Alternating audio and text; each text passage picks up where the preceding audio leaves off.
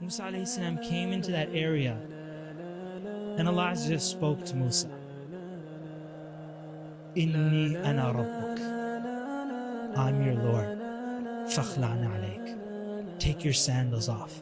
Innaka bilwadi al-muqaddasi tuwa. That you are in the holy land of Tuwa, the pure land. Wa ana akhtartuka. And I chose you.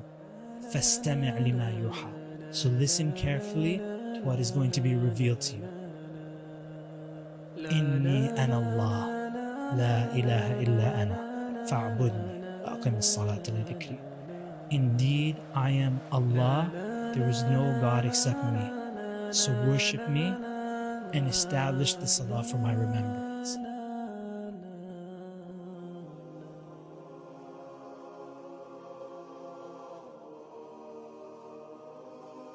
Allah subhanahu wa ta'ala is saying that the pinnacle, the essence of the message and the essence of the sin that Firaun did was tughyan, which is injustice. From the major sins that Allah subhanahu wa ta'ala brought up and mentioned in the Quran, number one was his claiming that he was the Lord Most High.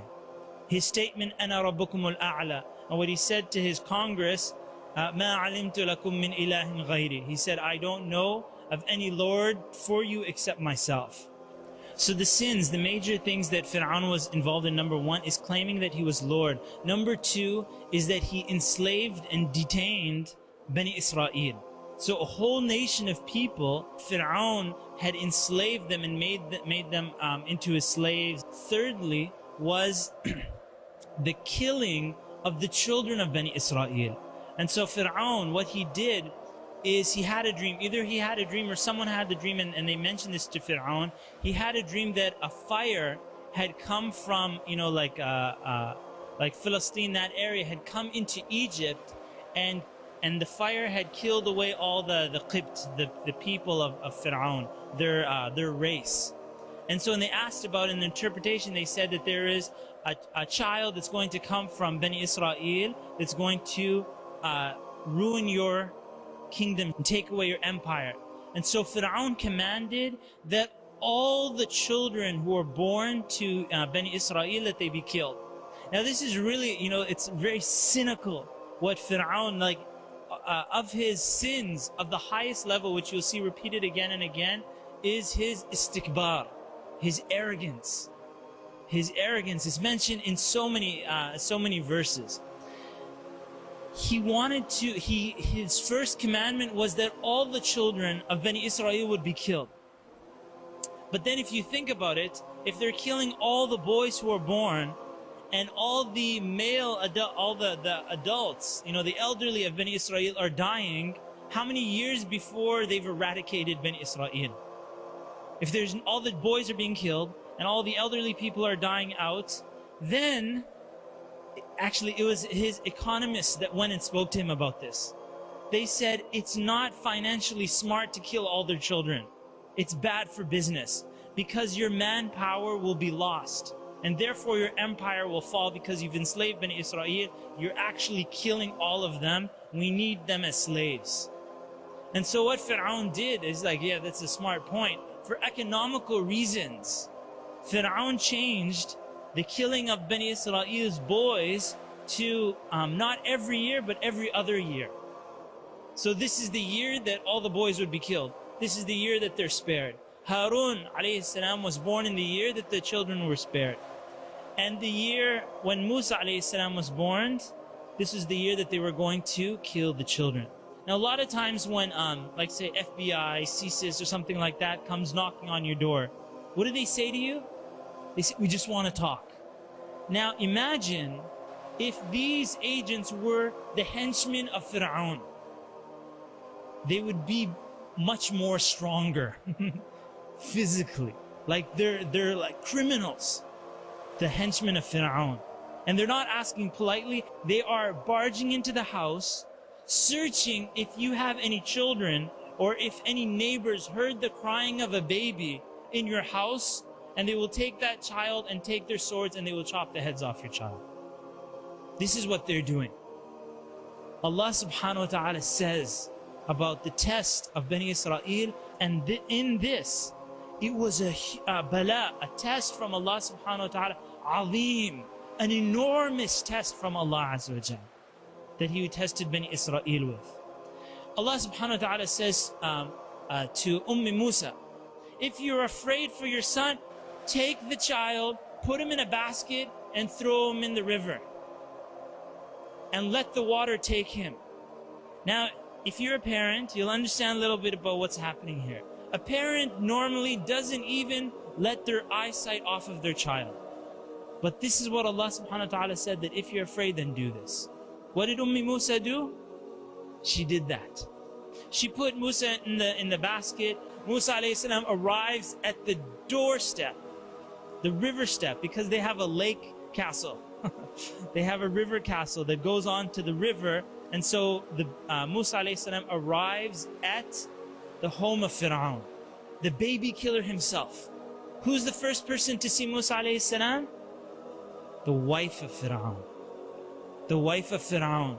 She picks up Musa, she kisses Musa, and she says, قُرَّةُ عَيْنٍ لِي وَلَكَ. She said, he is the delight of my eyes and your eyes. And Firaun, you know, this is a husband-wife lesson that you learn.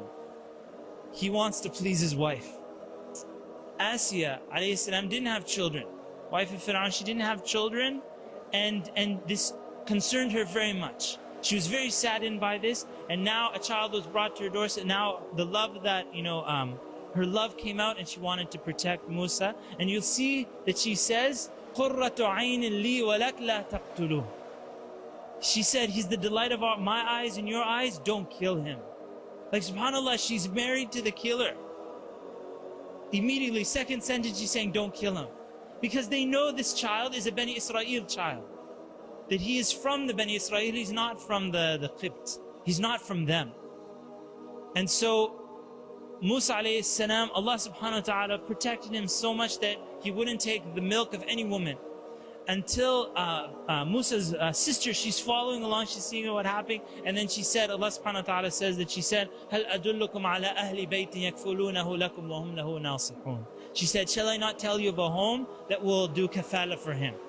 Kafala and, you know, nursing.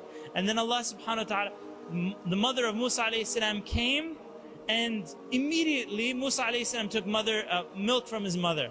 He's very happy. Firaun, seeing this, he's like, why is this so?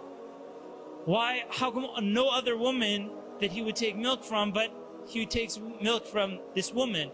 And so she said in response to Firaun, she said that my milk is very sweet and my smell is very beautiful. All the children love me. And Firaun was happy with her response. And so he let her. So now look, she placed her trust in Allah subhanahu wa ta'ala, which is a theme that you will see when we ask the question, what saves a nation? When the fitna comes down upon them, what will save them? Placing your trust in the promise of Allah subhanahu wa ta'ala. A lot of times that statement, place your trust in Allah, people don't understand what that means. It means that if Allah subhanahu wa ta'ala promised something, even though in the here and now, you might not see that the promise is true. And so what a person needs to do is have iman and tawakkul, which is belief in Allah subhanahu wa ta'ala and placing their trust that if Allah tells me He's going to do something for me, then Allah subhanahu wa ta'ala will fulfill what He promised that He will do. And that is tawakkul, and it saves the person. Allah subhanahu wa ta'ala says about Musa, فَرَدَدْنَاهُ إِلَىٰ أُمِّهِ, that we returned Musa to his mother. And Allah subhanahu wa ta'ala didn't say to her that, you know, she's going to be, you know, the nurse. Didn't explain the details. Allah subhanahu wa ta'ala just told, put him in the river. So we returned Musa to his mother, كَيْ تَقَرَّ عَيْنُهَا, so that it would be a delight for her eyes, وَلَا تَحْزَنْ, and she would not grieve. Because notice, even if Musa's in the home of Firaun and she's in the village, she's going to be very sad. What happened today? She wants to hear his news all the time. But if she's the nursing mother of Musa, she will always get to be beside him for the rest of his life. In the home of Firaun. Imagine, this is the nursing mother of Firaun's, you know, the boy in Firaun's home. So what kind of special status does she get? She's living now in the castle. She's living in the castle and being treated with so much respect. And Musa alayhi salam, you'll see when he went to Midian, for those who are familiar with the story, after he left Egypt, he went to Midian and then wanted to return 10 years later back to Egypt. And they said, Allah subhanahu wa ta'ala doesn't mention why he wanted to return, but he took his wife from Midian and he said that we're returning back to Egypt. His desire to go back, to see his brother, to see his mother, to return back to his land where he grew up and so on. It doesn't mention the details of it, but this is, he would be able even to see his nursing mother. And then Allah subhanahu wa ta'ala says, and so that she would know that the promise of Allah is the truth. وَلَكِنَّ أَكْثَرَ النَّاسِ لَا يَعْلَمُونَ. But most people don't understand and don't know this. Musa alayhi salam, as he was growing up and he saw the injustices that were happening to his people. Again, Musa is from Bani Israel, and so he's not from the Qibt, even though he's growing up in the home of Firaun. And he sees the injustice again and again and again. A very interesting point and a very beautiful point was when Musa alayhi salam, he was once going out in the city and he saw one of the Bani Israel people in a fight with one of the Egyptians. So the person, Musa alayhi salam, was known to, support justice and, stand up for this. And so they called Musa alayhi salam, that Bani Israel person, he called Musa alayhi salam, come and help me. And so Musa alayhi salam is breaking up in the fight and got very angry. He hit the Egyptian person. He hit him so hard that he killed him. Now, that's giving you a little glimpse of Musa alayhi salam's strength. Musa alayhi salam's strength, that he hits a person once and he doesn't knock them out. He kills them. And so Allah subhanahu wa ta'ala immediately, Musa alayhi salam felt regret for this and did tawbah to Allah subhanahu wa ta'ala and repented to Allah azza wa jal. But nobody knew who had killed the person, other than that it was a crime punishable by death that an Egyptian would be killed. Nobody's allowed to kill the Egyptians. And that is punishable by death. The next day, Musa alayhi salam had done tawbah to Allah subhanahu wa ta'ala and Allah forgave him. The next day, Musa alayhi salam saw the same person from Bani Israel fighting with another person from the Egyptians. And Musa alayhi salam said to him, إِنَّكَ لَغَوِيٌّ مُبِينٌ. He said, you are like a very clear troublemaker. You're a deceitful person. And the beautiful lesson here, and then this person said to Musa, قَالَ أَتُرِيدُ أَن تَقْتُلَنِي كَمَا قَتَلْتَ نَفْسًا بِالْأَمْسِ. He said, do you want to kill me like you killed so-and-so last time, like yesterday? And so you can see even this person, he instigates fights. And yet he was from Bani Israel. And then the Egyptian who heard this, then the news went out that Musa was the one who killed yesterday. And then someone came to Musa alayhi salam and told them, إِنَّ الْمَلَأَ يَأْتَمِرُونَ بِكَ لِيَقْتُلُوكَ. The mala, again the word mala comes up. It comes up again and again and again in the story of Firaun and وَمَلَأَهُ, and his mala, his aristocrats, as we said, the grasshopper, the people that are leading that small group of people, the aristocrats, they started plotting to kill Musa alayhi salam. فَخْرُجْ. So they said, leave. What's interesting, a lesson that you learn from this is, even though as Muslims, nobody, there's always, this thing that you have all good and all bad. All Muslims are good and all kuffar are bad, right? This maybe like a concept. But you see, from Bani Israel, they were not all good. Such as this person who Musa alayhi salam said, you're the problem. Even though he was from his own people, he was the problem, this person from Bani Israel. And then you will see from Firaun's people, from the Egyptians, are they all bad? Are they all bad? They're kuffar, but they were kuffar, but were they all bad? No, Allah subhanahu wa ta'ala guided them. From the highest level of them was Asya alayhi salam. And she was the wife of Firaun. And so it's not all in one sweeping generality that they're all at the same level. Asya alayhi salam, Allah subhanahu wa ta'ala says, وَضَرَبَ اللَّهُ مَثَلًا. Allah subhanahu wa ta'ala gives the example, لِلَّذِينَ آمَنُوا. Is it for the believing women? No, it's for the believing men and women, all the believers, till the end of time. وَضَرَبَ اللَّهُ مَثَلًا. Their example is Imra'at Firaun, the wife of Firaun. Because it doesn't matter who you're married to. You can be married to the most noblest person and you can be in hellfire. And you could be, and the most noblest person could be married to you, and you could, vice versa, it goes both ways. We spoke about the wife of Lut, and she was in hellfire. And now we're speaking about Firaun, who was one of the biggest tyrants who ever walked this earth, and his wife, Allah subhanahu wa ta'ala made her an example for all believers till the Day of Judgment. When Firaun heard that she had believed in Musa, what does he do? Is he going to argue with his wife? He turns to torture. Again, we said there's misconceptions and then fear. Obviously materialism, he's like, oh, give you this. But there's misconceptions and then there's fear. And so when Firaun heard that she had believed in Musa's Lord, he began punishing her and torturing her. Imagine, he's torturing a woman. Not only is he torturing a woman, he's torturing his wife. He's torturing his wife to the point of death. To the point of death. It's not that he tortured her and let her go. He tortured her to the point where she's praying to Allah subhanahu wa ta'ala. There's nobody to help her. There's nobody except Allah subhanahu wa ta'ala. And so who did she turn to? She turned to Allah Azza wa Jalla.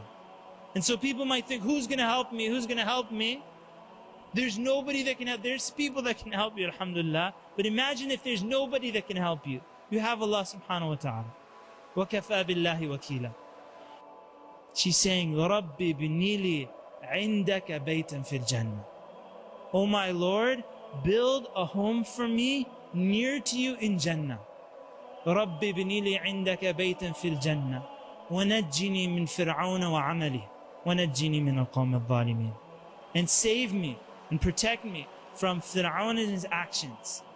And save me and protect me from the transgressive, unjust people, which were the henchmen and these mala and these people of Firaun. And Allah subhanahu wa ta'ala took her back to him subhanahu wa ta'ala. Musa alayhi salam, he left Egypt. He took that advice, and when you see Musa alayhi salam, he didn't go back to his home and pack his clothes and get a beast to ride and so on and so forth. When he got that news, Musa alayhi salam left. He left. فَخَرَجَ مِنْهَا خَائِفًا يَتَرَقَّبْ. So with no food, with no preparation, with no riding animal, Musa alayhi salam just left like that. How long do you survive in such a situation? How long do you survive walking into the desert with no food, no clothing, not proper, you have no provisions. And so Musa alayhi salam, he went to a place near Midian, and he's like collapsed. After all of this, the fear and the situation that he was in, and then he saw some people gathering at a water hole. He saw some people with their sheep and their livestock getting the water. And then he saw these two girls, these two women, and they were standing to the side.